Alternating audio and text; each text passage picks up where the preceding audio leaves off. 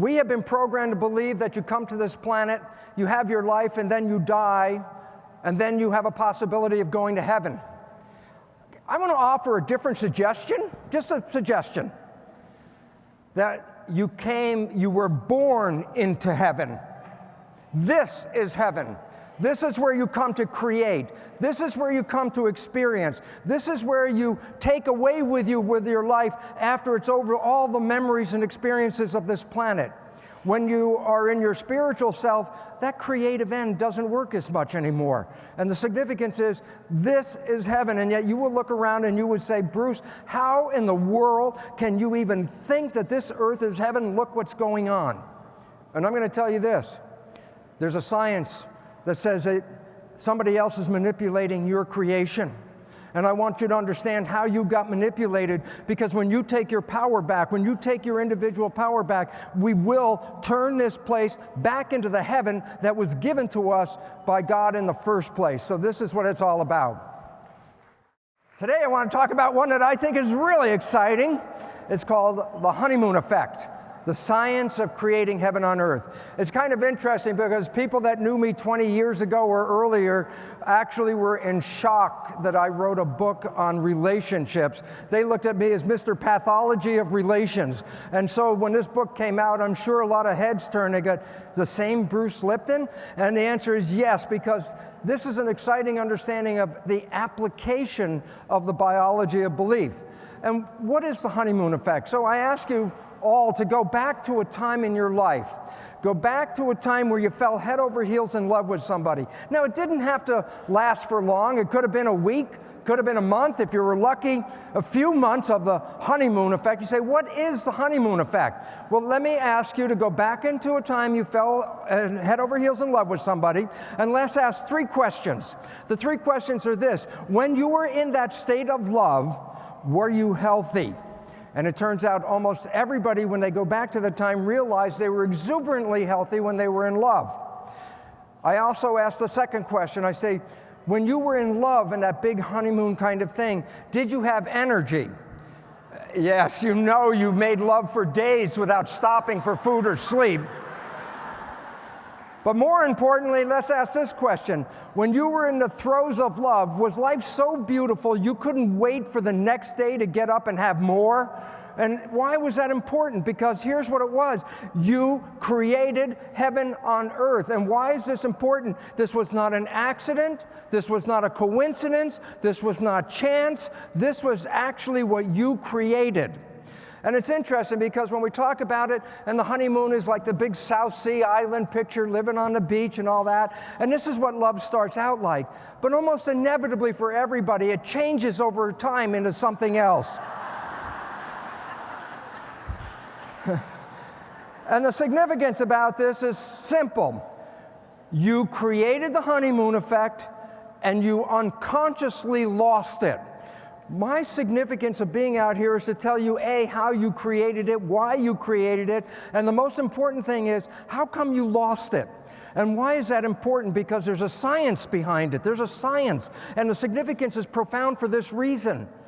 If you understand how you created the honeymoon, and you understand why you lost the honeymoon, then think about the simple reality. You can go back and have a honeymoon experience, heaven on earth, every day for the rest of your life if you understand what happened.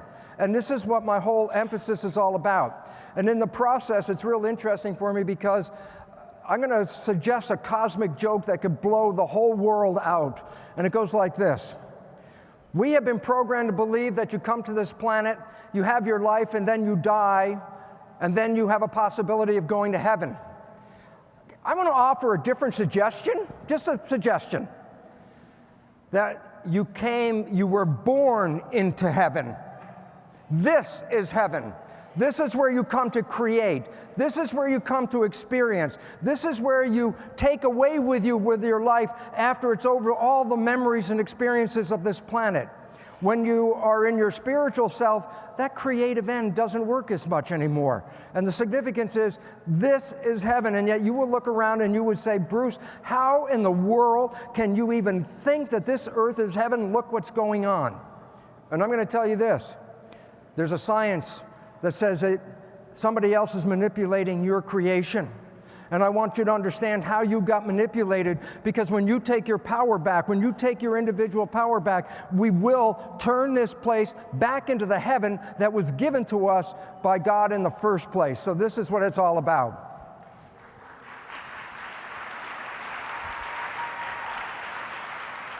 There's this wonderful quote by Lewis Thomas, a biologist. I just love it. It's beyond our imagination to conceive of a single form of life that exists alone and independent and unattached to other forms. This is the first step of understanding relationships, and it goes like this. Every biological organism on this planet is part of a community. When an organism is removed from the community, the life of that organism is threatened and may not survive. So it's a biological influence that says you were born to be in a community. So seeking community is a natural part of every organism on this planet. What's interesting is the nature of the community and the power of it is illustrated in horses. When people raise horses, they observe that when a mare and a stallion have a colt, they raise the colt like a child. The colt acts up just like children every now and then and gets rambunctious. And the parents have to do something to try to put the colt back in the line. So one of the first things they do if a colt acts up is they nip at the colt. And they nip saying, don't do this. Well, if that doesn't work, guess what? The most profound punishment that the horse can give its colt is the following. If a colt doesn't respond to the parents push the colt out of the community. They don't let the colt come back into the community. Every time it tries to come in, they push it away. It is the fastest lesson teaching mechanism that these horses have, because the moment the colt realizes it's lost the contact with the community, it will immediately take up the appropriate behavior to come back in. Why? Community is life. This is a requirement. We have to understand this.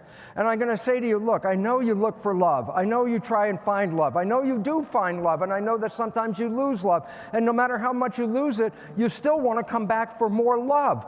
I want to tell you something. This is not an accident. This is not a condition. This is actually part of a biological reality, and it's referred to as the biological imperative. Every organism on this planet is influenced by what is called the biological imperative. The biological imperative is the drive to survive. Think about it this way. You take the lowliest organism on a planet, the bacterium, and you try and kill the bacterium's not going to just sit there and say, okay, go ahead and kill me. It's going to do everything in its power to stay alive. So even the most primitive organism on this planet has a drive to stay alive. And every organism is built with this biological imperative. But there are two parts to the biological imperative. One is the survival of the individual. So the drives for survival of the individual, the drive for water, the drive for food, the drive for shelter, this keeps you alive as an individual. But the biological imperative has a second level to it, and it's the survival of the species. And the significance of the survival of the species is that automatically entails the consequence of a need for reproduction. And all of a sudden it says, yes, you have a drive to stay alive as an individual, but unconsciously you are driven to keep the species alive by reproduction. By definition, in our case, that means coupling with somebody else. And so you have a built-in drive to fulfill this as a way of life. And it's interesting because I want to tell you about, in the book, The Honeymoon Effect, there's a science behind this, there are reasons why, so I'm going to excerpt some of the ideas and present them right now. The most important understanding that I can start with is this.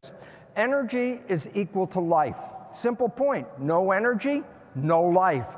And so energy becomes a commodity that every living organism handles just like money. We use money. In fact, think of what money is. It's a form of energy. Money buys you things that you could work for, so money is energy. But energy is fundamental to life.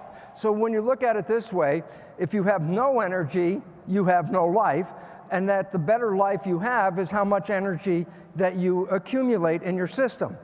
Now we need to do a sciencey thing and say, so what the heck is energy? Well, energy is an invisible force.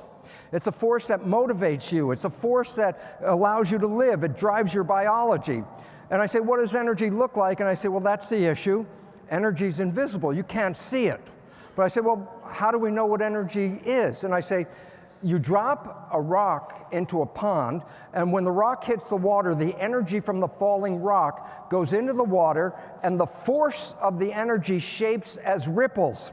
So the water is taking the shape of energy. So what do we know about energy? It's an invisible force, but it comes in waves. And so energies are waves that we can trap the force out of it and use that force for our lives. Well, it's interesting because when you and I went to school, we talked about atoms, and this is in the Newtonian physical world. We looked at atoms as marbles, ball bearings, little tiny solar system, and it made sense, a physical atom in a physical world. In 1895, things changed because scientists first thought the atom was uncuttable. In fact, the Greek word atom means uncuttable. It was the smallest piece of the universe. But in 1895, scientists found there was something inside of atoms. And when they found out, they found there were electrons, neutrons, and protons. And they said, oh, smaller particles. But the biggest thing that happened in the world is when they started to say, so what's an electron made out of? What's a proton made out of? What's a neutron made out of? That's when they found out it was made out of energy. It's non-tangible. It's not physical. Atoms are made out of small nano-tornadoes of energy that we have called particles, like electrons and neutrons and protons. They're not particles. They're force fields. So this is the atom that you and I learned in school, but let me show you a picture of the atom as quantum physicists understand it, and here's the picture of the quantum atom. You can't see anything because there's nothing there. All atoms are made out of energy. But wait a minute. If atoms are made out of energy, then molecules, which are collections of atoms, are also energy. And I go, yeah. And then I say, wait, but molecules make cells. And I say, yeah, but cells are made out of energy. And I say, yeah, and cells make you. And the bottom line is simple. You see yourself as a physical reality, but in fact, you're an energy vortex. You're energy. In the world of quantum physics, you do not have a physical expression. And yet you say, come on, Bruce, I'm watching you. I'm in the audience. I see you on the stage. What do you mean you don't have a physical presence? And I go, wait, if I shut the lights off, you can't see me anymore. And all of a sudden you say, well, what does that mean? I say, you don't see me physically because I'm not physical. What you do see is the light bouncing off of me. So the fact is this, there is no physicality. What you see is physical, only you can see it in light. If you don't have the lights on, it doesn't exist as physical. But you can say, wait, in the dark, I can come up there and I can put my hand on you and I can feel you. And so you must be physical. And I go, no, wait. You've seen tornadoes. Can you drive a car through a tornado? Think about it. Tornado's coming. Can you accelerate your car and drive through a tornado? Yes or no? Absolutely not. If you hit a tornado, it'd be like hitting a stone wall. Why? It has a force field. It will push back on you. So you're made out of nano tornadoes called atoms, and when you push on somebody, you're not pushing on a physical structure, you're pushing on an energy field. So the hardest thing in our world is to let go of the fact that we think everything is so physical, when in fact everything is energy, and when you take it apart and look at the atoms, down to the bottom nitty-gritty, everything is energy. And so I said, what does an atom look like? I said, well, our picture looks like that, but here's what an atom really looks like. And in fact, that's not even accurate because this is what an atom looks like. An atom has no structure. It's a vortex of energy that sends out ripples and waves. Wait, you're made out of a vortex of energy and you're sending out ripples and waves. I go, absolutely. And here's this wonderful article from Scientific American. Ignore the title, that's not what's relevant. Here's the subtitle.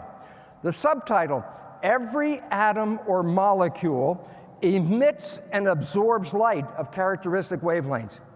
Got a quick question, folks. Are you made out of atoms and molecules, yes or no? Yes. What does it mean? then you're giving off light all of the time and you're absorbing light. You are interacting with the energy field. You must let go of this physical separation that thinks you are separate from every other thing. You are not. You're tied up into an energy field. Come on, tell me you don't know that by walking into this room with Hay House audience. When you walked in the room, you could feel the energy coming off all the other people, and you were participating by contributing your energy as well. So the whole idea is this: you are entangled with energy. And this comes up to the next question. Well, does energy interact with each other? And I go, you take two rocks, you drop them in the pond, and the ripples come toward each other. And the question is this: does the ripple from one rock influence the ripple from the other rock? And the answer is absolutely. It's called entanglement. Now, I'm going to illustrate it for you in an experiment, but I got to show you why, because it's how you relate to everything on this planet. You relate first via energy, and this is very critical. This is scientific. So how does it work? So here's my little picture. What does it represent? I have two rocks, A and B. I drop each rock from the same height. They're the exact same size rock, same height. Drop them at exactly the same time into the water. And when I do that, the rocks hit the water, and then the ripples from each rock start coming toward each other. And the question is, what happens where the ripples meet? Because that will inform me of what happens when energy interacts. To show you how that does it, first I'll do it artificially. I'll just bring the waves and overlap them. Watch, here they come. Now they're going to overlap. I say, what is it, the result of the overlap? And I say, it's simple. You add up the values of the two waves. So +1, the value of that is +2. -1, the value is -2. And I say, so what is the result of these two rocks of the same size, dropped at the same time, hitting the water exactly at the same time? I say, watch. Two energies come together, and all of a sudden they interact, they add up. And why is that important? Because the height of the wave is power. You drop a little rock, you get a little wave. You drop a big rock, you get a big wave. So the height is power. Why is this important? Two energies that are in harmony with each other can come together and add up, and add more energy than two of them as separate entities. And why is this important? Well, I'll give you the physical name. It's called constructive interference. That's when two energies in harmony come together. They interfere with each other, but it's constructive because the resulting energy is more powerful than the single energy. And you say, oh, Bruce, this is so sciencey. Where the hell is anything to do with people? So here's what I'm going to tell you about. And the answer is simple: because you have experienced constructive energy interference. You have personally felt what I am talking about, but you didn't call it constructive interference. You refer to it as good vibes.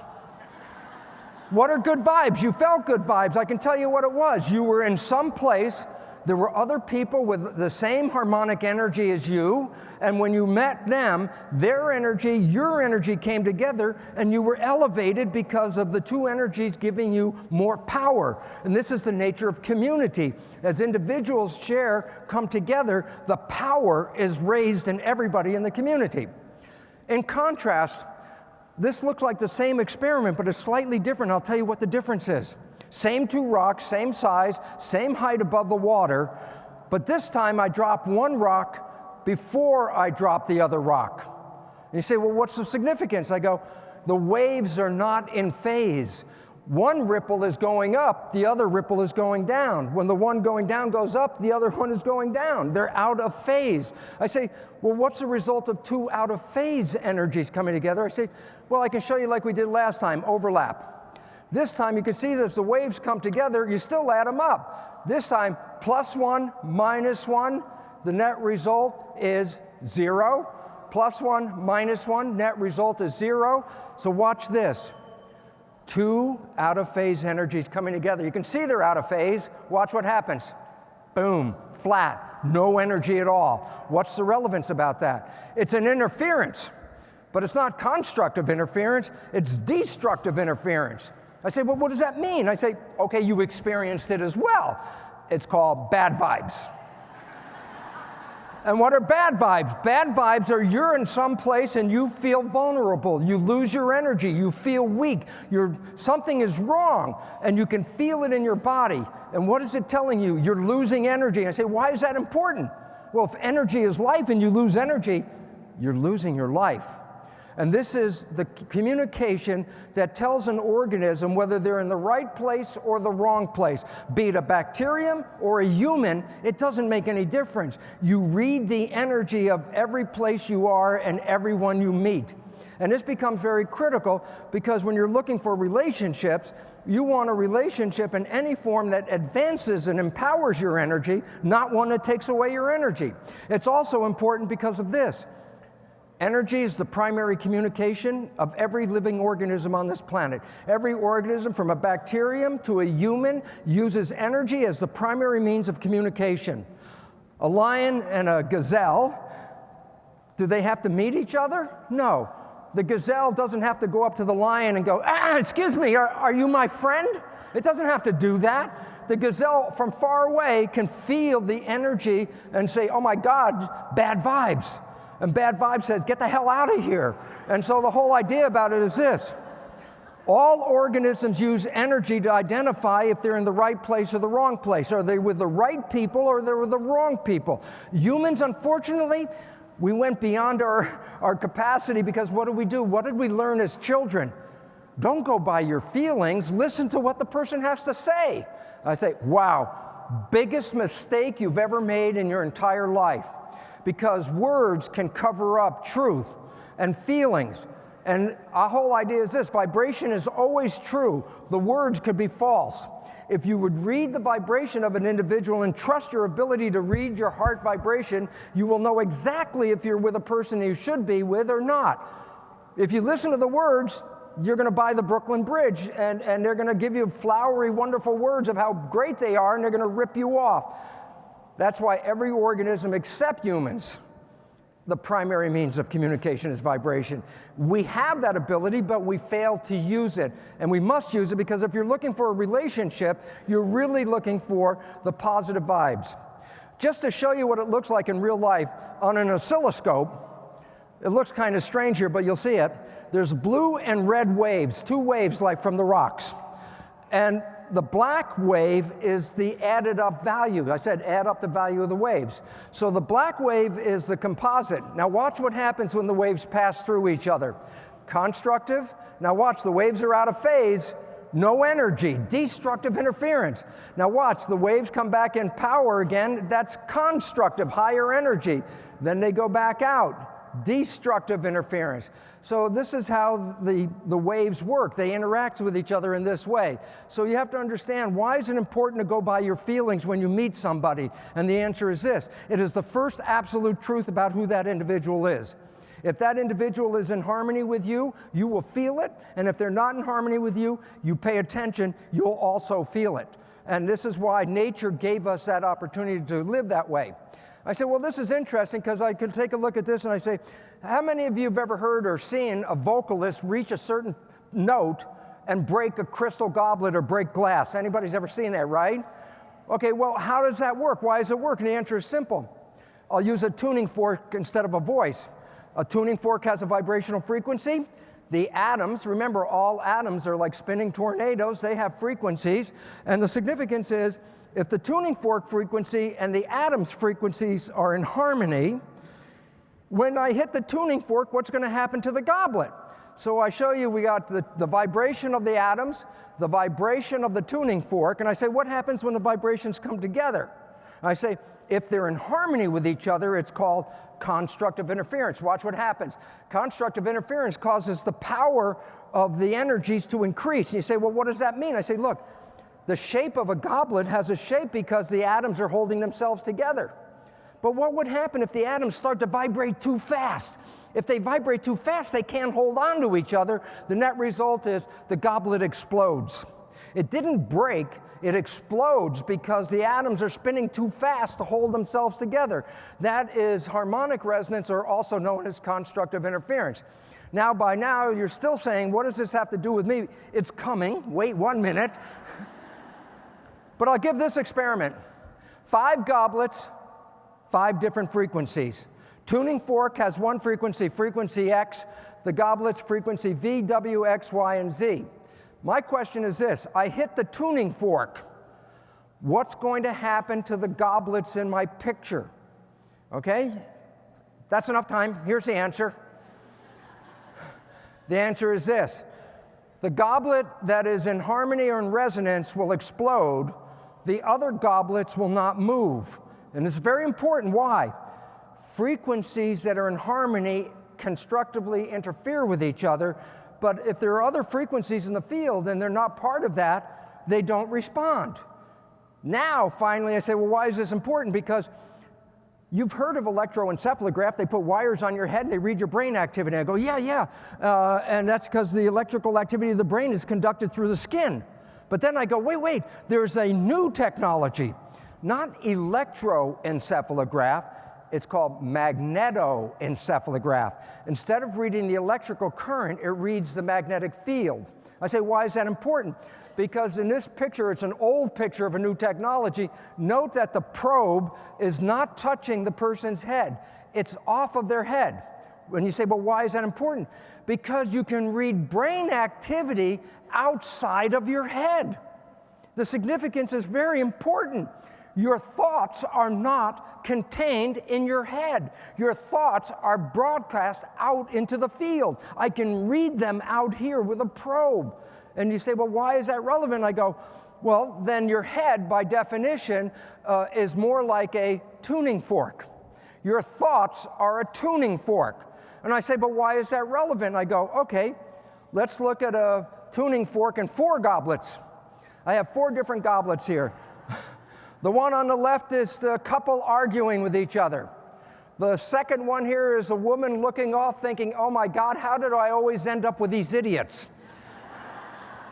The third one is a couple kissing over a beautiful candlelit dinner. And the fourth one is a courtroom scene where each couple is pointing to the other one as the cause of the problem. And I say, well, what is this important? Because the person who is using their head is sending out a visual image via the vibration of their brain. What is it going to do? By definition, it's only going to interact with something that's in harmony, constructively interfering with something that is in same resonance as the thought. If your thoughts are negative, then this will be the goblet you'll wake up, the fighting and the yelling one. In contrast, if your thoughts are going out and they're more positive, then you're more likely to activate that third goblet with a loving one. I'm telling you a very important piece of science here in a very short way, but I'm telling you what this is. Your thoughts are resonating with the world. Anything that is in harmony with your thoughts will move. Anything that is not in harmony with your thoughts will not move. What's the relevance? The things you bring into your life are not accidents. The things that come into your life are things that resonate with your thoughts. And therefore, when you look at your world, are you bringing in happy people? Are you bringing in love and all the joy? Are you bringing in aggravation and pain and all that? And I'm going to tell you why it's important. Those things didn't just show up at your doorstep. They matched your thought process. And all of a sudden you realize you are creating with your thoughts. And it becomes very critical because you're not a victim of your biology. You're a victim of your thoughts.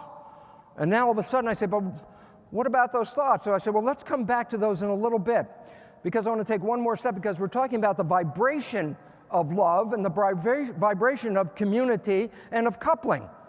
But I also want to show you something that's based on the experiments that I did 45 years ago when I was working with stem cells.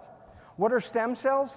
They're embryonic cells. They're in your body. You got billions of embryonic cells. You say, what do you mean embryonic cells? I'm 40, 50, 60 years old. And I go, listen, every day, as Carl Sagan would say, you lose hundreds of billions of your cells. The whole idea is this: yes, cells die every day, hundreds of billions, numbers that are too big for you to even imagine.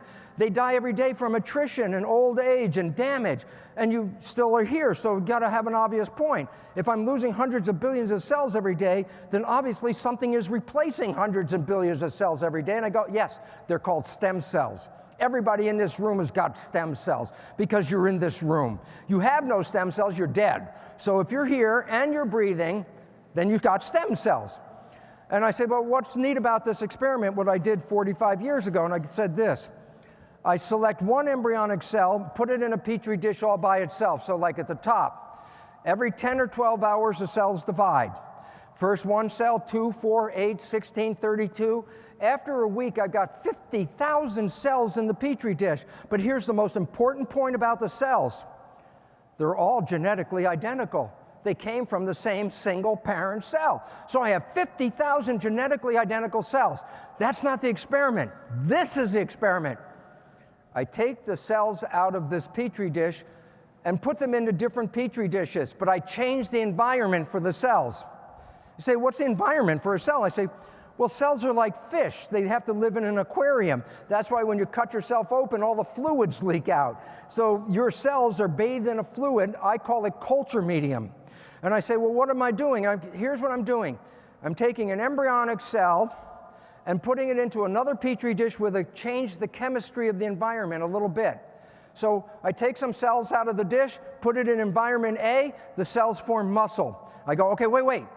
Go back to the same dish, take more cells out of that dish, and put it into another dish, environment B, with a different chemistry. They form bone. Wait. Go back to the same dish, take more cells out, put it into a third dish with a different environment, and the cells form fat cells. Okay, I know we talk science, but even you can figure this one out. What controls the fate of a cell? The environment, yes, even though they were genetically identical, which is the biggest key. The genes didn't determine the fate of the cell. The environment determined the fate of the cell. The genes offer potential. The environment selects from that potential. So all of a sudden you start to recognize this, that the fate of cells is controlled not by the genes, but by the environment. You say, well, why is that relevant? I can tell you a simple point right now. Oh, let's take a look at it this way. It's a new science called epigenetics. This is what I wrote about in 2005. This is what my research showed in 1967. The significance of epigenetics, you were programmed with a science called genetics. What does that mean? Genes control your traits. The science of epigenetics, it almost sounds exactly the same, but it's a revolution, a total revolution. Epi means above. So when I say epigenetics, I am literally saying above the gene. It's a science that says genes control nothing.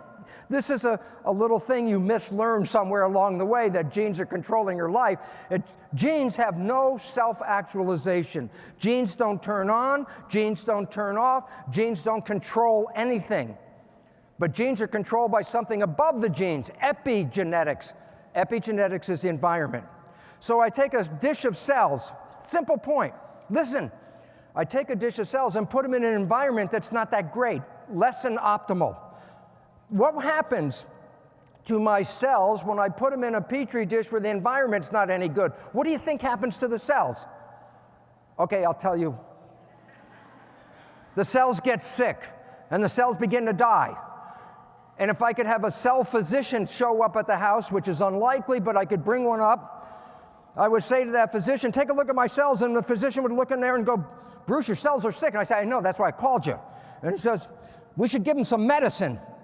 And I stand up and I go, absolutely not. Give them no medicine. You go, what's wrong with you? I say, you want to make the cells well? Listen to this.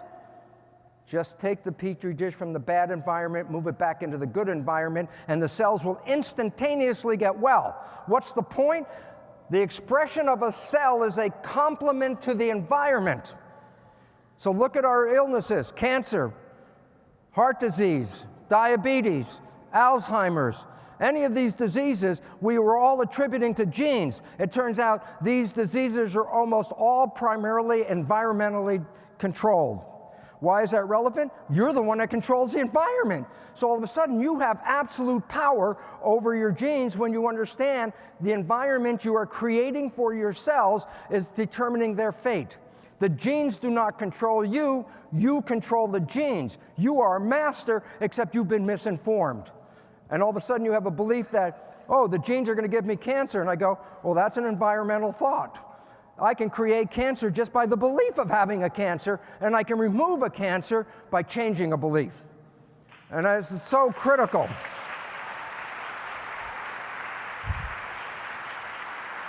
And the issue is you're saying, okay, Bruce, come on now. These are cells in a plastic petri dish. And I go, well, very interesting you said that, because of a very simple understanding.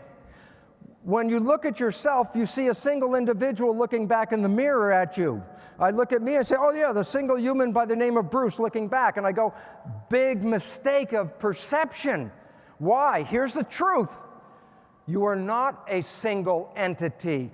You are comprised of 50 trillion cells.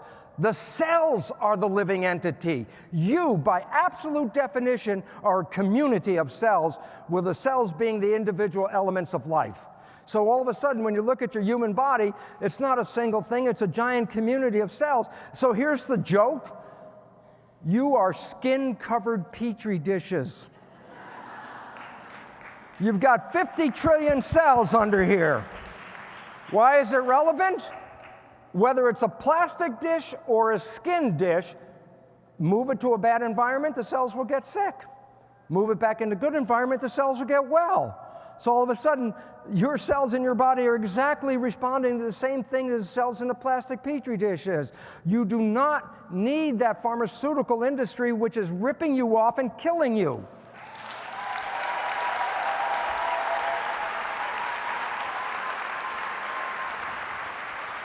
But you have to understand them. So wait, in my plastic petri dish, the culture medium was controlling the fate of the cells. And I say, yeah, but in your skin-covered dish, what controls the fate of your cells? And the answer is the culture medium, which is what? Blood. And I say, yeah, but what determines the character of your blood? Number one, nutrition. That's another lecture I'm not going to go into right now, because I want to talk about the second thing that determines the character of your blood, which is the cellular signals. And you go, what are you talking about, cellular signals? And I'm saying the chemistry of your blood is controlled by the chemicals released by your nervous system. Hormones, growth factors, regulators. These are chemicals that come from your head that go into your blood and become part of the culture medium. So why is this relevant? The fact is that you are controlling your expression by changing your chemistry. And I say, yeah, but what causes your chemistry? And I say, the composition of your blood. Then I say, yeah, but what controls the composition of your blood? Your mind. And I'm going to go into that. Why? It's your mind that can create the suboptimum environment for your cells and cause illness. Change your mind, change your environment. That's what it's all about. So I go, oh, well, how does it work? And I say, well, here, I put cells in a culture dish. I split them up into two dishes. One culture dish, I put nutrients in front of the cells. The other dish, I put toxins in front of the cells. I put the dishes in the incubator and wait for a period of time. Where do you think the cells are going to be in each of the two different dishes? I think you already know where the cells are going to be. In regard to the nutrients, the cells are going to move to the nutrients. Cells move towards signals that give life. In contrast, when the toxins are in the dish, the cells move away from the toxins because they threaten life. So it becomes very simple to understand. Your life, which is based on your cells, is dependent on seeking out positive environments and avoiding negative environments. That's what it's all about. How do you know if you're in the right or wrong environment? Good vibes and bad vibes. That's basically where we go back to that, okay?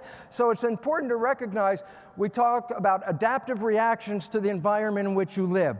These are making the appropriate response when you have a bad, life-threatening stimulus to make the right response to move away from it, in contrast to something good in your environment, recognizing that's what you move toward.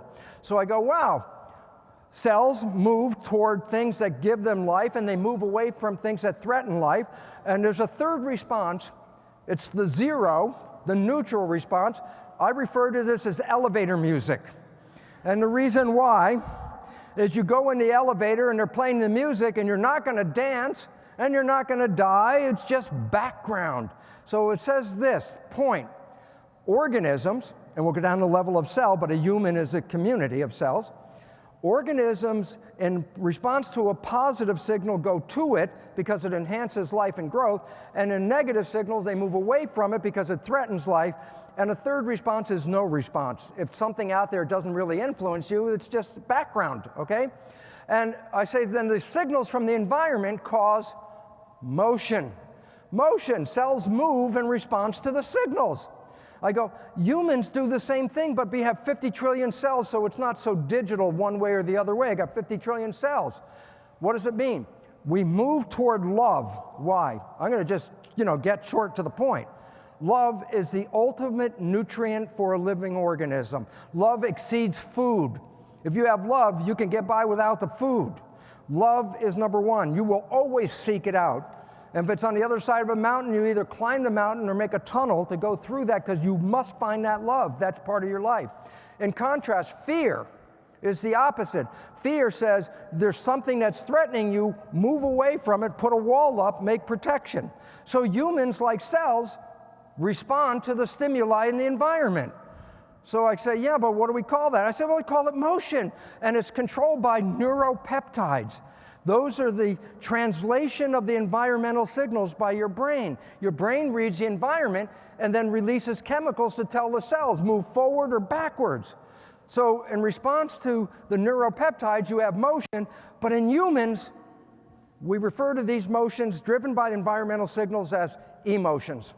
Emotions are your response to environmental signals. Some of them bring you towards something, some emotions take you away from something, okay? So now I say the chemistry in your body is controlling your movements, your motions, and your health. And I go, okay, what are the chemicals involved with the biological imperative? Well, I said, not the part about the individual where you need food, water, and all that. What about reproduction? I say, there are two fundamental chemicals that control reproduction in all animals. And I say, well, what are these chemicals? I say, one is estrogen and one is testosterone. I say, you put that in a petri dish with animals, and what's going to happen is you're going to cause males and females to come together. And this is a state of reproduction, boom, and all of a sudden you have all these offspring. All of this happens below the level of consciousness.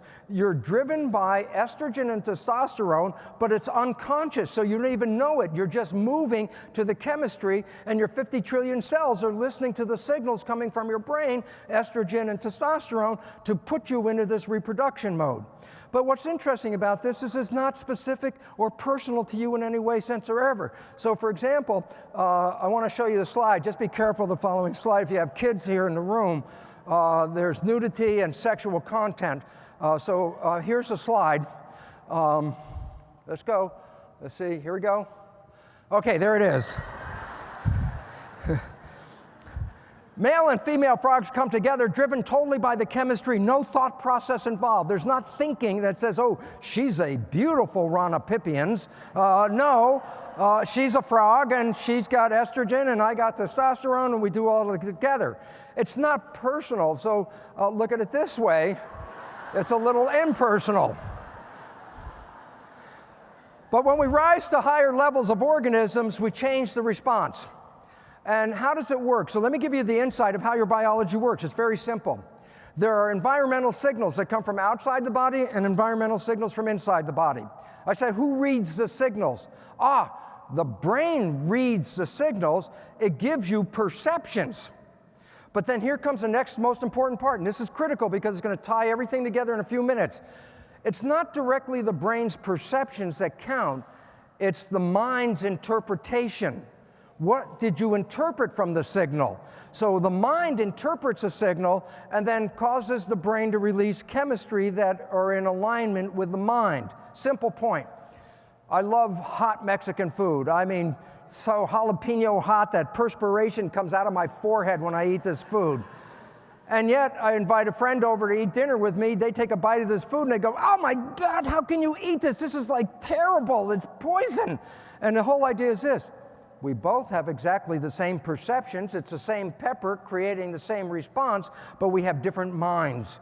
Our minds interpret those responses differently. So we both got the same chemical response, but our minds created me, hey, this is the greatest food ever. Them, how could you kill me with this food? And so the mind interprets the signals. The mind sends signals back into the brain, and here's where the important part comes from. The mind causes the brain to release chemicals that go into the blood and through the nervous system, and those chemicals go to the cells and control the behavior and gene activity. So the relevance is this. your mind and your perceptions get together and create the chemistry of your culture medium, the blood, which in turn controls the fate of your cells. I said, well, it's interesting because we have emotions. So we have love and fear and anger. And I go, that's a simple way of looking at it. This is what emotions look like. Consider emotions as colors. There's not just one red and one green and one blue. They're all ranges of emotions. I go, well, how do you create these colors? I say, in the back of the paint shop is a machine. And the machine's got tints, different colored tints. And on every little color chip, there's a formula that says how many drops of this tint, how many drops of this tint, how many drops of this tint, and you mix them and you create all the colors. And I go, cool. We have all these different tints. I can create the entire spectrum of the rainbow, and if emotions are colors, then you can see I can create the greatest range of emotions. I don't have just love and fear. I have like, which is a little bit small love. And I really like something, that's a little bit more toward love. And I really love something and I adore something. These are ranges of colors.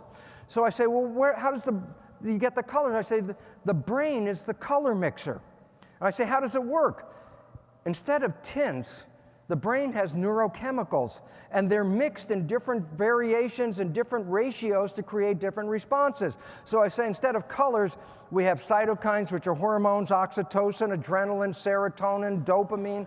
I say, when you have a mind response, the mind translates your response into these neurochemicals, and these colors shade your emotions, give you your emotions, okay? So, well, I'm a cellular biologist. All of us in this room are self-biologists. We're all creating our biology. And I say, well, what does the slide show? The brain is creating the culture medium, the blood in the flask. The culture medium created by the brain is used to feed the cells in your skin-covered petri dish, so that the fate of your cells is a reflection of what your brain is interpreting. So to give you a simple thing, let's say you sit here, you open your eyes, and someone you love is in front of your eyes. I say, what does the brain do? Oh, the brain releases dopamine, oxytocin, vasopressin, growth hormone. I say, what about those chemicals? What do they do? They give you the feeling of love. They give you the feeling of health. They actually make you healthy. If I take those chemicals and put them in a plastic petri dish, the cells grow exuberantly well. That's why people glow when they're in love. The chemistry from the brain is fulfilling the absolute chemical needs of your cells, giving them full health. I go, yeah, same person opens their eyes, but they don't see someone they love. They open their eyes and they see someone that scares them. So they're not in love, now they're in fear. And I say, the love chemicals don't come out of that person. Now a whole different set of chemicals come out. Stress hormones, inflammatory agents, chemicals of protection, chemicals of walling yourself off, and all of these chemicals shut down the system. If I put the chemicals of fear that come from your brain in a plastic petri dish with cells, the cells stop growing and begin dying. Fear kills. It kills because the chemistry doesn't support life. So all of a sudden it says, well, how are your cells doing in your petri dish? I go, well, how's your culture medium? You say, well, I don't know. I said, well, what are your thoughts? Because your thoughts are being turned into chemistry. Positive thoughts giving you more positive chemistry, negative thoughts the negative chemistry. So I go to you and I say, what are the chemicals that come out in love? And the most important chemical that comes out in love is called dopamine. And when you're in love, the dopamine levels shoot up real high. And dopamine is pleasure and motivation. Yeah, when you perceive love, you're in pleasure and you're motivated. Yes, that's exactly what it's about. Sadness is actually shut down because sadness is in low dopamine. You don't have dopamine, you're sad. You put dopamine in, you're happy. So falling in love, number one, gives you pleasure and motivation because that's what the chemicals do in the culture medium. Number two, vasopressin. It gives you your sexuality, and it's associated with attraction and anxiety. And I go, well, wait, when you're in love, what happens to vasopressin? It shoots up.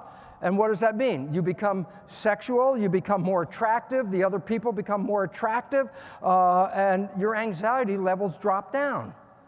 I say, cool, cool. When you're in love, you release oxytocin. I say, what is oxytocin? Trust, attachment, and fear. I say, well, what happens when you're in love? Oxytocin is released in the system. You begin to have severe trust with your partner. You're attached to your partner. You lose fear when you're with your partner. And I say, wow, why would nature do this for bonding? So now I'm going to give you just take a sidestep for a moment and tell you one of the most important things. Why are we going through all this? Why are you seeking love, not just having frog sex? You know, frog sex, who cares what the other person is? It doesn't make any difference. And the answer is simply this: survival. The biological imperative is based on survival. Primitive organisms like frogs can mate, and the eggs develop into tadpoles, which are self-sufficient. So the mother and father frog don't have to be there. You know, it's like, hey, we just had some sex there, which was not even touching each other really. And we have babies, light up a cigarette, enjoy your life, go away. The babies are on their own. But the significance is, as you go up the evolutionary scale, babies are born less complete as you go higher and higher. It takes a period of time for an infant of higher organisms to be self-sustaining, self-sufficient. And I say, well, let's say in a human, how long does it take? Well, we have to say probably at least 13 years. I say, why is that important? And the answer is this: by nature's understanding, to make reproduction successful, they need to have a couple come together for at least 13 years. And I said, well, how does nature ensure that? And here's the fun part. You ready? Nature rewards you when you do something right by giving you pleasure. Pleasure is in relationships. Pleasure is what keeps you together. Pleasure is nature's way of saying, stay together for the 13 years for that kid. And the significance is it must reward you, or why would anybody stay together at all? So the fact is, dopamine gives you the pleasure. Oxytocin is the one that says, this is the one you bond with. And so you're having pleasure, you're having attraction, and now you're having bonding. And then on top of that, just to assure you that you don't forget why you're there, a third or fourth chemical is released, and it's called serotonin. Serotonin is related to aggression, obsession, addiction. Why is this relevant? When you fall in love, guess what? Serotonin levels go straight up. Why is that important? You're addicted to love. Love is a chemical addiction. It's the same chemical that heroin addicts get when they they shoot up the heroin. They're addicted to it. You're addicted to love. Why? Because nature said this is required for the biological imperative. So it's not going to give you a lot of, anxiety over. It's going to say, you know where all that pleasure is coming from? If you stay there, you can have pleasure for the life of this child until it's, capable of being on its own. Also note that serotonin, obsession, and aggression go up. And you go, well, that doesn't sound right. And I go, when you fall out of love, there's that rage that comes when people fall out of love. Or to give you a simple example, how many of you have ever pet a cat, and the cat starts purring, and then you want to take your hand off and stop petting? What does the cat do? Grabs you with its claws and hangs on. That's aggression that says, don't stop with the pleasure. And so the whole idea is we are chemically driven by nature to be in love because it's part of the biological imperative. It is required that human species survive by raising their children, at least for that time period, and nature wants to be sure that it supports that, so it rewards you with the quality of what love was all about. So it's not just an accident, it's a way of life. So the interesting understanding at this point is this. We have 7 chakras. The bottom 3 chakras, which are the solar plexus, the sacral, and the root, these bottom 3 are body influences. Everything I've talked about, vibration, chemistry, all of that is an influence on your body, okay? But now we want to talk about the top 3. And the relevance about that is that we move up and we're going to talk about the mind. Now here's the critical part about the mind. Just listen to this. It's a short sentence, but it means everything in the world if you understand this one short sentence. The function of the mind is to create coherence between what you believe and the reality you experience. Think about that. If you have a belief that you're going to have cancer, the function of the mind is to turn the cells into cancer cells. You can create cancer just from the belief of it. If you believe that you're not worthy of love, then by definition, the behavior that you will express will reveal that you're not worthy of love, and you won't get there. So all of a sudden you start to realize then what's happening in your life is dependent upon the mind. What are your thoughts in your mind? And this is where we all get screwed up, because there are two minds. To understand the nature of the most important part of the mind, I want to talk about raising an elephant in India. How do you tie up an elephant that's 12 feet tall? You tie up an elephant that's 12 feet tall to your house, when you're not looking, it'll just pull your house down. So how do you tie up an elephant? And the answer is simple. When the elephant's young and it's only a couple of feet tall, you tie a big rope on its leg, and every time the elephant's not working in the field or something, you tie the elephant to a big stake, and they got this rope. Every day the elephant gets up and says, this rope can't get away from the rope. It kicks, it rolls on its back, it just flails out trying to get away from the rope. After 2 months, the elephant realizes when the rope is on its leg, it can't go anywhere. It tried everything. It can't escape the rope. So after 2 months, guess what? It has learned now that when the rope is on its leg, it can't go anywhere. But now, this elephant is 12 feet tall. I say, well, how do you tie up an elephant that's that big? And the answer is, you just tie the rope on its leg. You don't even have to tie it to a stake. You just tie the rope on. The moment the rope is on, the learned program of helplessness exceeds, and then what happens is the elephant doesn't even try to move because it's already learned the rope doesn't let me move, so it doesn't even try. Why is this important? I'm going to tell you all right now. All of us have been disempowered like that monster elephant by the programming that we got in the first years of our lives. We all have ropes on our legs that were put onto us by our community and our family and the programming that we received when we were very young. We are so powerful and have no belief in our own power. We've been programmed not to.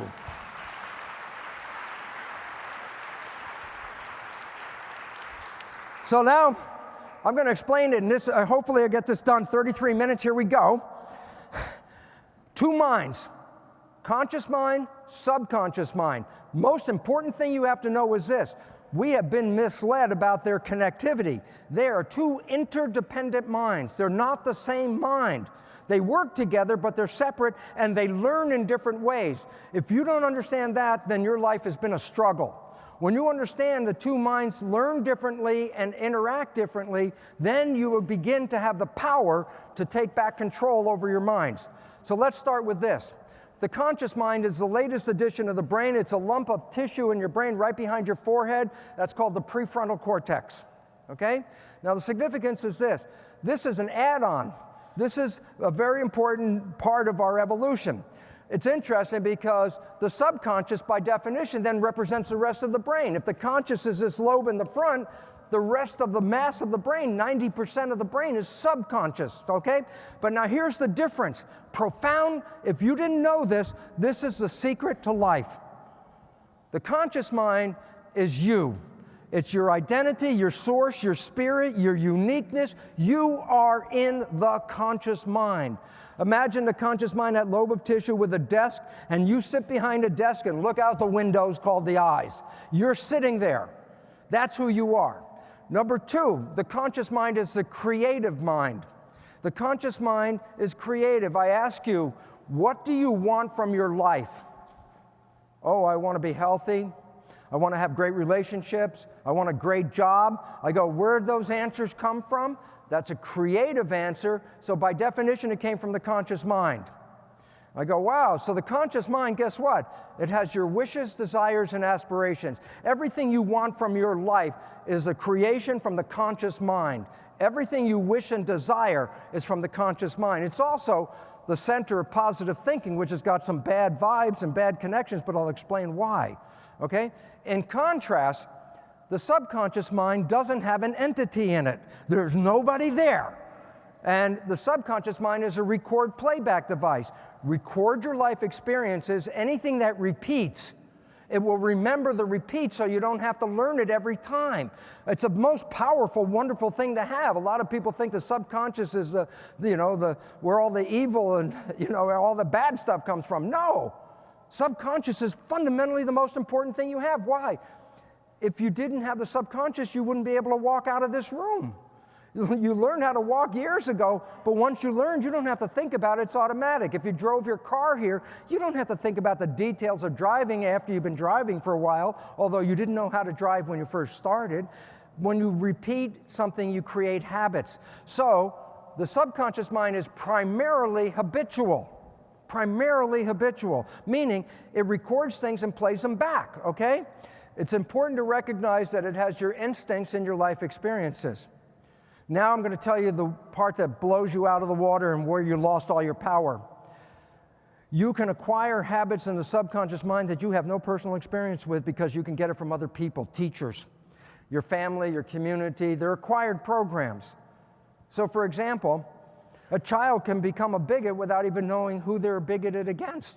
They never even met one of these people. They just heard through their family that these people are bad. Well, they haven't even met one, but they already know they're bad, so what does that mean? They got a habit program without even seeing one of these people. So many of the programs in the subconscious come through an education process. These are two different minds working together interdependently, okay? And it becomes very critical. It's very critical when you understand how it works, because the conscious mind is you, the subconscious mind are the programs. You have programs. You got programs. When did you get these programs? Well, here's a story about a chimp in a lab in Japan. They were teaching the mother chimp, 3 years, they were teaching her a computer program. And what would happen is she would activate the computer, and on the screen would come a kanji, Japanese script for a color. Underneath the script was a color bar, and when she could accurately select the right color represented by the Japanese script, a coin comes out of the computer, and then she could go to a vending machine and get a treat, you know, fruits, nuts, or whatever she wanted. Well, during this time, there's a little baby. It's hard to see her. The little baby's head is on her chest. And the little chimp is only a few months old, can't even really walk. And the mother is going through the learning exercise, so she gets the coin one day by selecting the right color. She goes to the vending machine, leaves the infant. The infant can't even really walk, pulls itself up to the computer, activates the computer, the script comes up, the infant selects the right color, the coin comes out, the infant grabs the coin, and the scientists are looking like, who the hell taught the chimp baby that? It took 3 years to teach the mother. And they came up with an understanding that is profound. It suggests that infants pick up such skills solely by observation and don't have to be actively coached by their parents. Point? There is no difference between you and a baby chimp in your growing up part. You were programmed by just observing your parents starting at age 0. The moment you were born, your brain was designed to observe others and learn their behavior. And so when I talked about EEG, I could read your brain activity. There are all different frequencies of EEG. As adults, we have 4 ranges of EEG frequencies, but kids don't have that. Kids ramp up their EEG frequencies over time. So for the first year or so of a child's life, the EEG activity of a child is predominantly delta, which is sleep. But that's because a baby is sleeping most of the time in his first year of life. But from 2 until age 7, not 6, age 7, the child's EEG activity is primarily called theta. Theta is a state of imagination. And this is where children live, between 2 and 6. They live in the imaginary world and mix it with the real world. You tell a kid, that's not a horse, that's a broom you're riding. And the kid looks at you like, what are you, crazy? It's a horse. I'm riding a horse. Because they can take the imaginary world and put it in the real world and mix it together. That's called theta. After 7, the child is predominantly in alpha. Alpha is calm consciousness, childlike consciousness.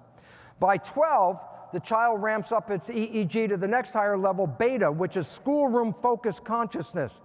This is why the education changes between kids under 12 and kids over 12, because kids over 12 can handle complex education. Kids under 12 can't do that. And I go and I say, well, this is really beautiful. As an adult, you go through all the ranges all day, beta, alpha, theta, delta, every day. But a child doesn't do that every day. And what's most important is this. The first 6 to 7 years of a child's life is called the programmable period. Why? And here's the secret. You ready? Theta is hypnosis. Theta is hypnosis. A child through 7 is in hypnosis. Why? Well, think about it this way. How many facts does it take to be a member of a family and a community? How many thousands of facts must you learn to be an active member of a family and a community? I'm going to say, take a 1-year-old and a 2-year-old kid and try and teach them that. And the answer is, you can't do that. I say, yes, nature took care of it. Nature said you don't have to teach them. The brain will just record. It will watch the mother, it will watch the father, it will watch the siblings, it will watch the community. Every behavior is totally downloaded and recorded. Well, guess what? No consciousness. When does consciousness begin? 7. Why is it relevant? Then the programming before 7 is downloaded without your ability to criticize the programming. You just downloaded whatever the hell you saw. You watch your mother, you watch your father, you watch your family and how they live, and that became your behavior. So this is the important part of enculturation. This is how you know how to be a member of society without going to school in the first 7 years. Okay? Now comes the part of, you want to know, and I'm going to just tell you right now, what I'm going to tell you next is the part that sabotages almost everybody's ability to find true love on this planet. I'm going to tell you a fact.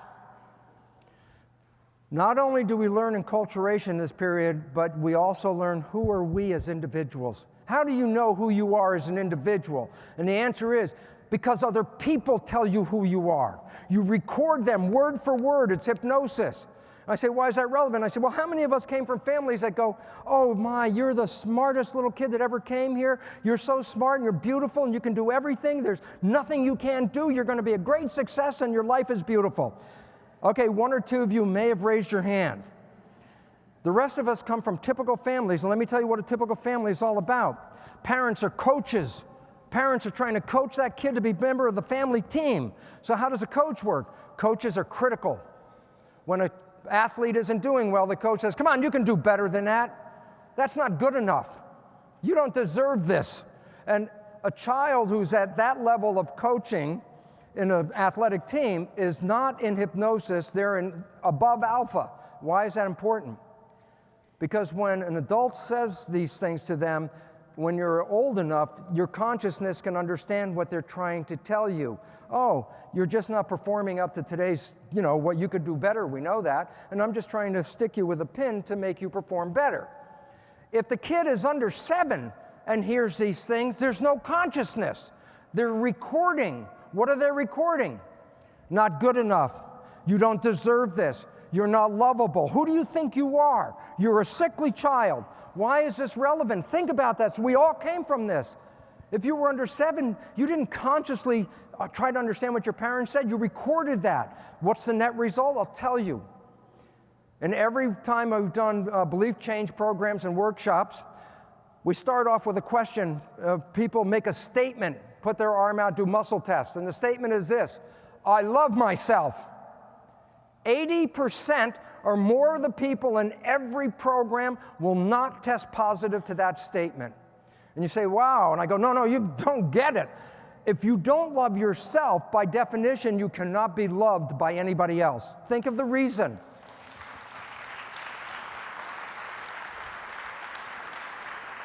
If you don't love yourself and someone says they love you, you have to look at them and go, well, you have no quality control. I can't love me. How the hell can you love me? And if you don't love yourself and your mind's function is to do what? Take your beliefs and turn them into reality. If you don't love yourself, you will sabotage yourself and lose all your relationships because of a belief of not loving yourself. You say, yeah, but I'm running my life with my conscious mind. These are subconscious programs. I go, oh, your conscious mind. Yes, that's the one with wishes and desires and aspirations. I love that mind. Now I'm going to tell you the bad news. Science, the secret mind, how your unconscious really shapes your decisions. Listen to this. According to cognitive neuroscientists, we are conscious of only about 5% of our cognitive activity, so most of our decisions, actions, emotions, and behaviors depend on the 95% of the brain activity that goes beyond conscious awareness, which is subconscious. What's the point? You're only creating 5% of your life based on your wishes and your desires. 95% of your life is coming from the subconscious programs. You say, I don't understand. And I'm going to tell you why 5 and 95. And here's the answer. One other fact about the conscious mind. The conscious mind is not time-bound. I say to you, what are you doing next week? And your conscious mind lets go of the moment and goes into next week. I say, wait, what did you do last Friday? And your conscious mind lets go of the current moment and starts to review what you did last Friday. Or I say, I want you to think about this. And the moment you think about it, your conscious mind goes up into the thinking room and disconnects from the current moment. What's the point? The conscious mind is traveling. Every time you have a thought, it's not paying attention.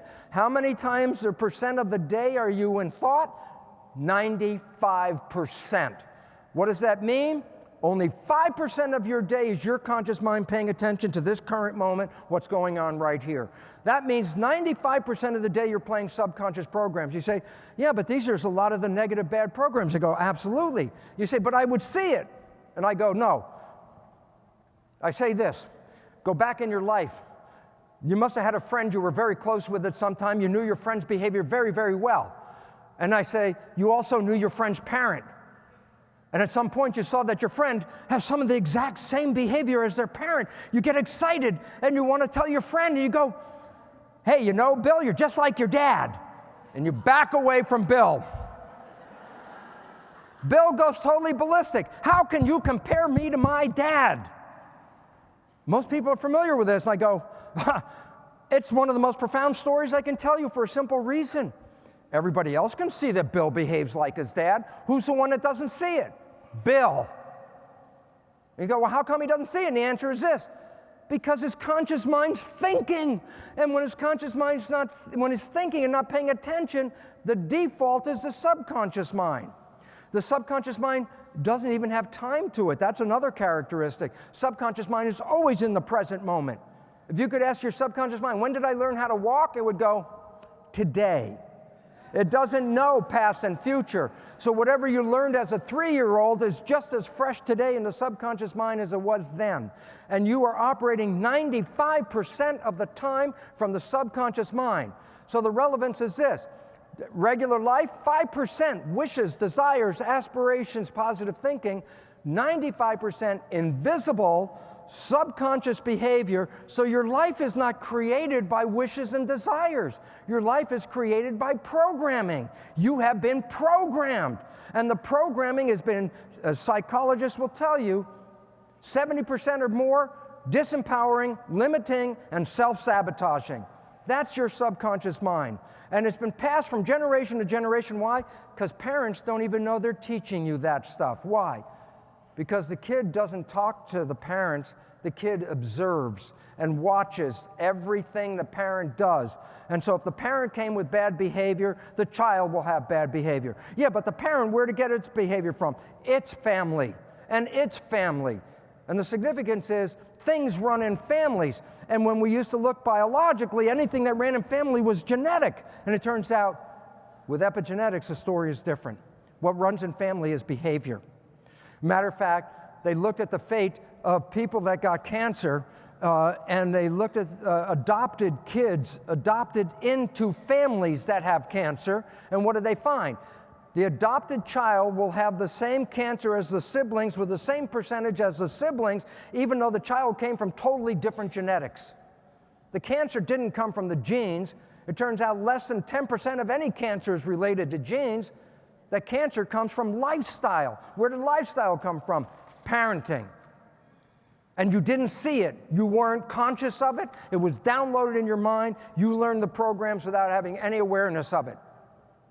And I go, wow, it's interesting because there's this movie called The Matrix. If anybody ever seen this movie?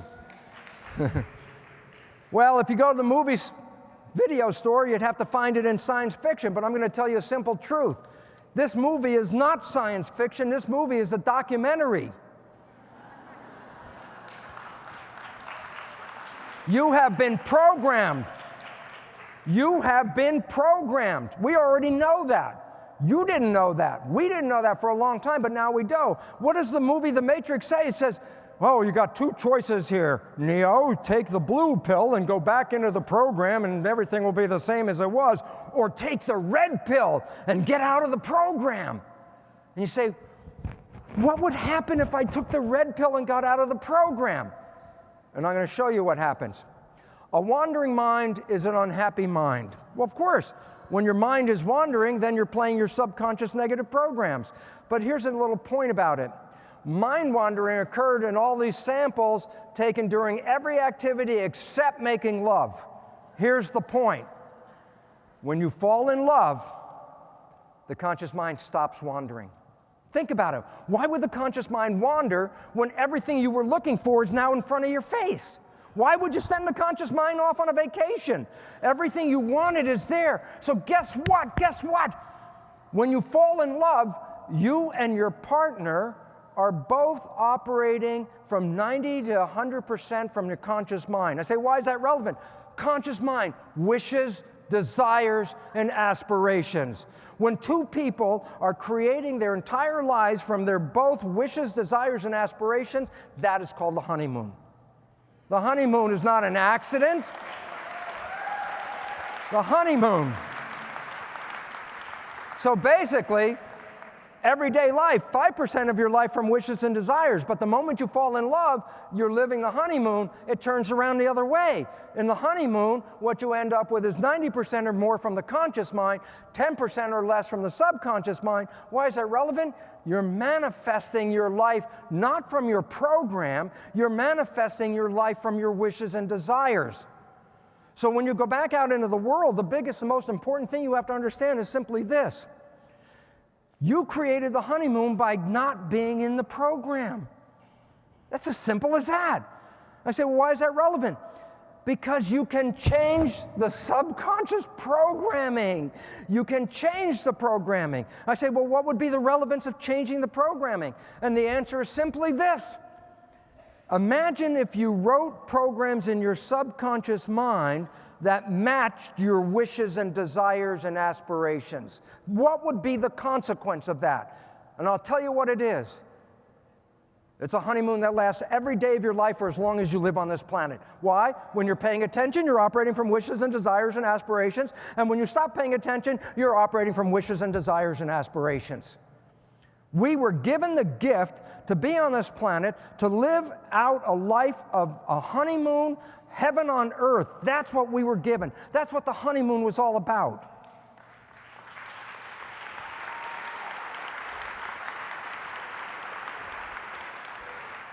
And others that knew about the programming took away your power. That's how there are more powerful people in this world and less powerful people. Because I'm going to give you a simple fact. Everybody is equally powerful.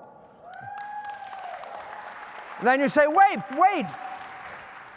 How can we be equally powerful when that guy, Bill Gates, is so powerful? And the answer is so profoundly simple. They didn't get more power. They just took away your power.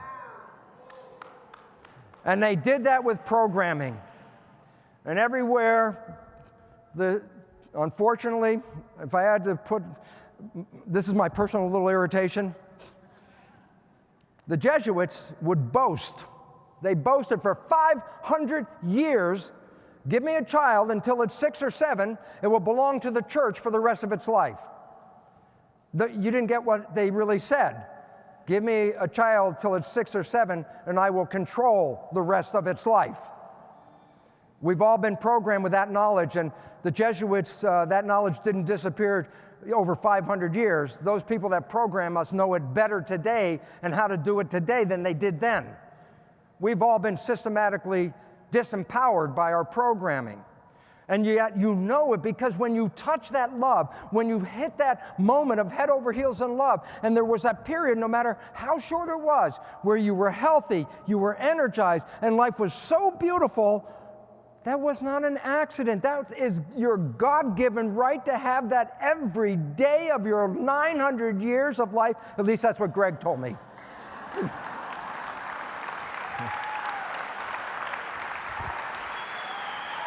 Okay. So, what is the consequence? Well, we talked about the chemistry and the vibration is acting at the physiological level, working on the body. Now what are we talking about? We're talking about the top 3 chakras, which are all consciousness and mind and psychology. And so there's a psychology with the top 3 chakras. there's body with the bottom 3 chakras, and guess what happens? When you get the top 3 and the bottom 3 lined up, where do you think they meet? The heart chakra. When you get your life in balance, you come from your heart. You live from your heart. And when you do that, you broadcast vibrational frequencies everywhere, and everyone else is picking up vibrational frequencies. When you see somebody in love, you can feel their love. You can see it. Why is it relevant? The more people that fall in love, the more that other people see them fall in love. What it means is love starts to become a way of life around here, and not the negative programming and the war and the bullshit that we got from everybody else.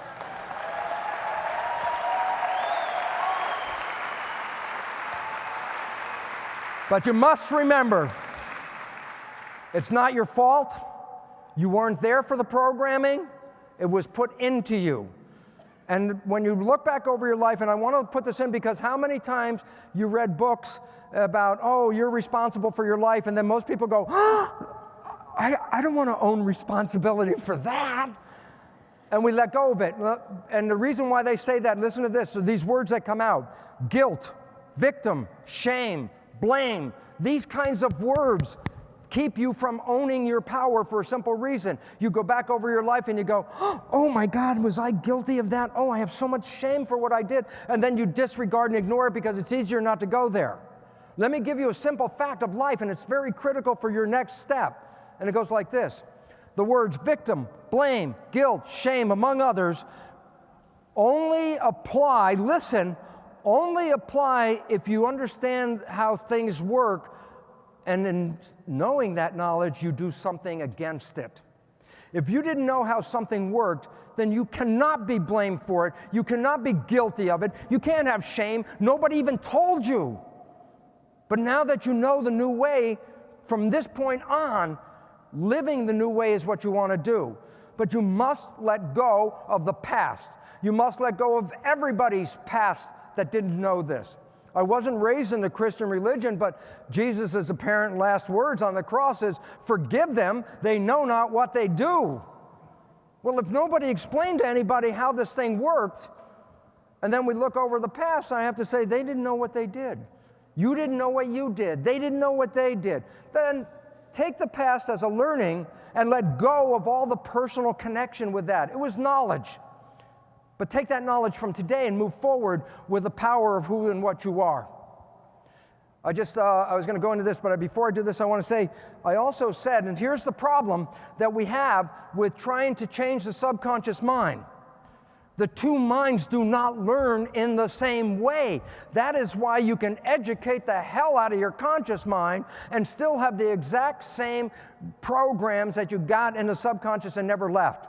How many people have gone to psychologists for years, cried through 100 boxes of tissues, and came out at the end saying, man, my mom did this, my dad did that, my friends did that. I know why my life sucks. I just reviewed it. And I say, well, now that you know why your life sucked, is your life any better? And the answer is no, but I know why it sucks. And the fact is this, why? Because you can educate the conscious mind and you don't educate the subconscious mind. The conscious mind is creative. How can you educate the conscious mind? Read all the wonderful books that Hay House has. That will educate it. I say, cool. But unfortunately, we educate that conscious mind with all this information. Pass a test, you'll get 100. Yeah, I got 100. I read that book. I know everything they said. And I say, yeah, but is your life any different? No, it's still exactly the same. Why? Because 95% is coming from the subconscious, and the subconscious does not learn that way. The conscious mind can learn from reading a book, going to a lecture, watching a video. The conscious mind can go, aha! And that's all it took to learn. Subconscious mind does not learn that way. The subconscious mind only learns through two main ways. Hypnosis, which was the first 7 years of your life, and then habituation, which was everything after that. How did you learn anything? How did you learn your ABCs? How many times did you repeat it? How did you learn your timetables? How many times did you repeat it? How did you learn how to drive a car? How many times did you practice?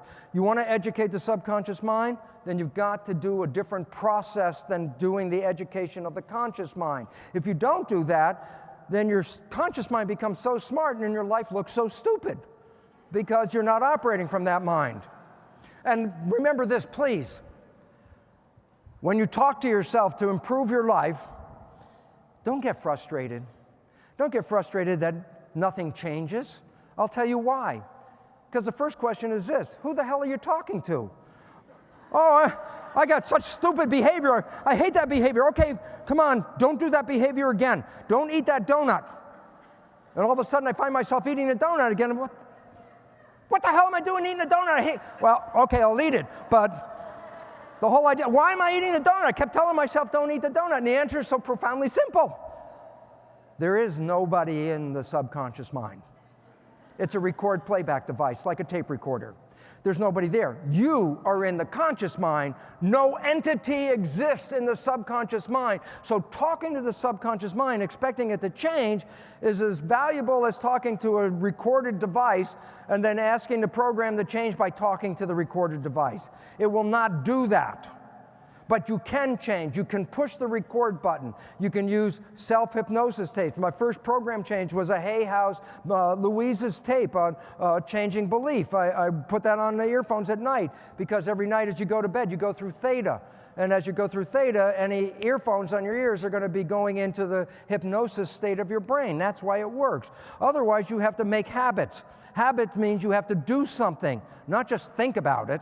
You have to do something. Now, very quickly, I got 4 minutes left, so I can finish this. I got half a dozen slides. This is going to be fast.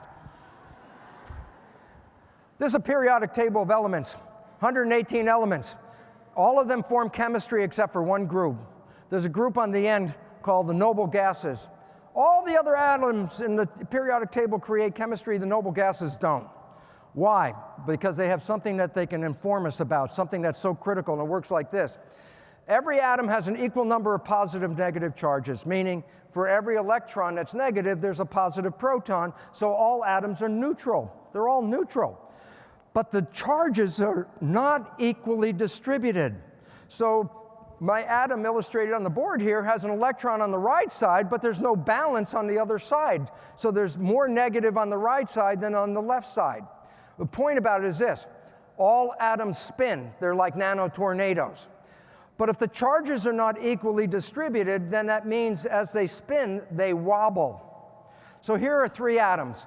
A noble gas, argon. The outer shell is completely filled, so this means that all the slots in the outer shell are completely taken. There's no slack. I have here a potassium ion. It's got one electron in its outer shell, but it needs 8, so it's missing 7 electrons. So it's not in balance. It's got an extra electron on the side. Chlorine is missing an electron from its balance. It could take 1 electron and add balance, but it's missing one. So potassium and chlorine are not in balance. Noble gas is. Now watch what happens.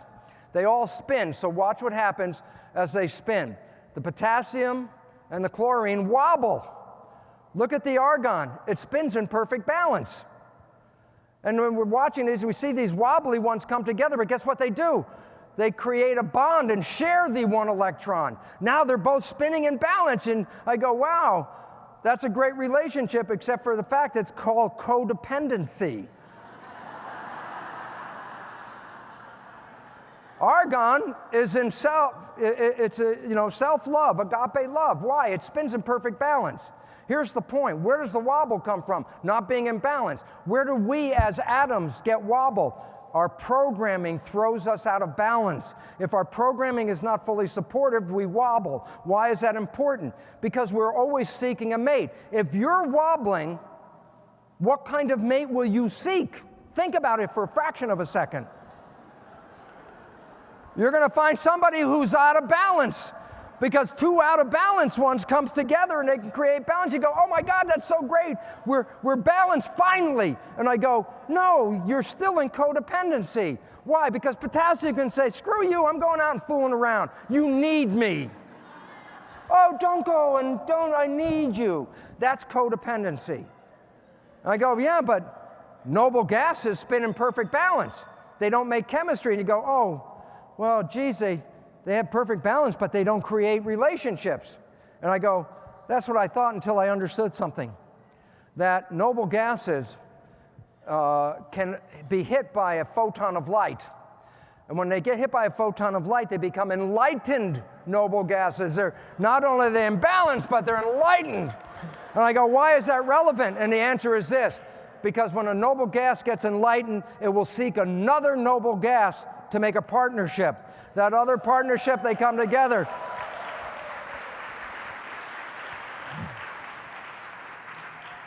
I love the name. A partnership of noble gases is called an excitomer, because they're both excited.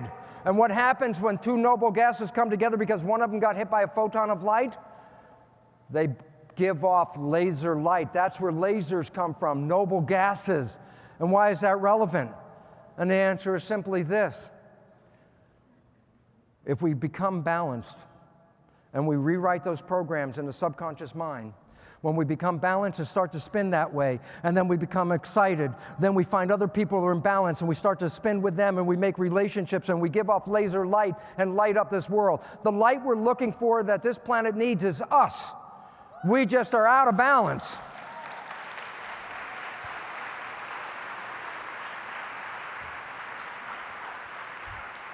So, I've run out of time.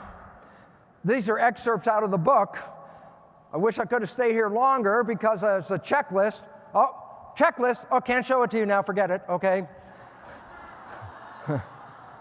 But there's a checklist to find out how to create this happily married situation. And when you create this happily married situation, I can assure you of one thing that you've only touched: that heaven on earth is a reality. It's here for you every day of your life.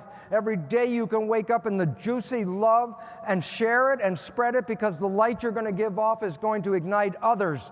Because when you give off a photon of light, other noble gases will pick it up and they'll become excitomers. And that is our destination. We must let go of the vision that this is hell in any sense of the way, because it's only a programming that did that. Because we were given the gift to be in love and have a honeymoon and live in heaven, and you've touched it, and that's why it's so important. It's nothing that is just an idea in your head. You've actually done it.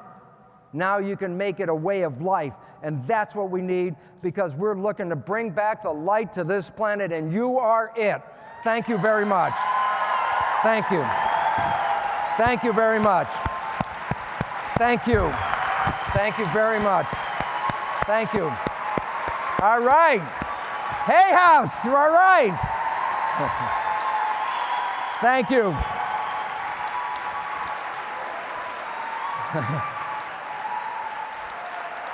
Thank you so much. I just want to say, before you leave, there's two men outside, David and Leonard, and they're involved with Natural Awakenings. They said, if anybody in here is a holistic healer, connect with them, because they're creating a community. Why is it important? Power is in community. We have lost community, but you sign up with Natural Awakenings, we can return the power, because as individuals, we don't have it. As a group, we change the world. Thank you very much.